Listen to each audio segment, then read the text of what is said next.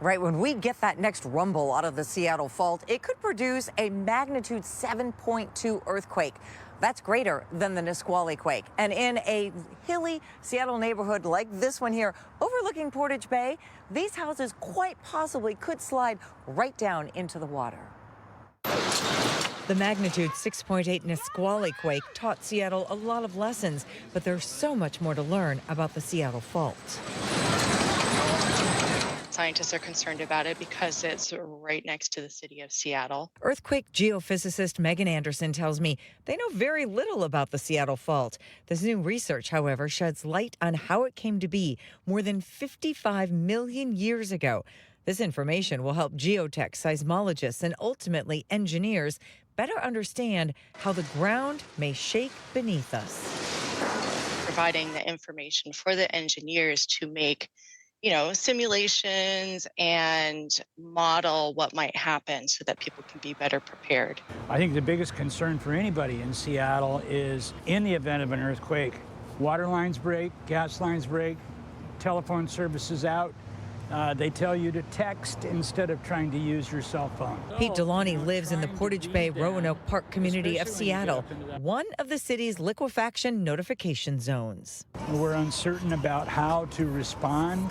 We're uncertain about where to go. So, I guess there's a bit of a fear factor in there, but the uncertainty is probably paramount with most people. His neighborhood group is now actively working to be prepared for the next earthquake. Seattle emergency management officials tell me they're using this new study to promote their alert system and help people get prepared. Now, this new study also provides valuable information about the bedrock that lies beneath and around the Seattle basin, and that information will help scientists do a better job or have more details on predicting future shaking. Live in Seattle, Denise Whitaker, KOMO News. A lot of people dependent on, getting food services. But Uber Eats driver Ahmed Moomin believes fewer people are grabbing their phones for Seattle food and grocery delivery since wages were boosted for the gig workers. The added cost on the city's new app-based worker minimum payment ordinance appears to be falling on customers, and they're noticing. Recently, I tried to order just like a coffee, and it was like $26 for just a medium coffee. That was kind of insane. Another woman provided us a screenshot of a receipt in which her $35 Wingstop order through DoorDash tacked on an extra $15 in taxes and fees. The receipt reads the $5 regulatory response fee is used to help cover DoorDash's increased operating costs. You think that the convenience of delivery isn't worth the price anymore? Honestly, I don't. We only really do it for special occasions.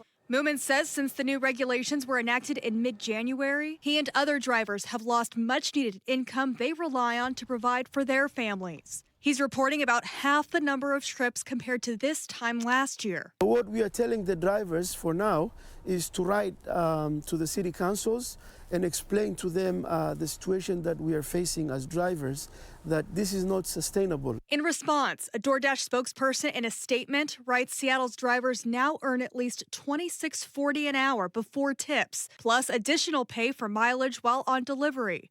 That's far exceeding Seattle's minimum wage. But they are looking to work with City Council for other solutions. The idea was to help support rideshare drivers like yourself, but do you think this is backfiring? Is this not working? Yeah, this is just not working. And I think this legislation was put into, there was a rush.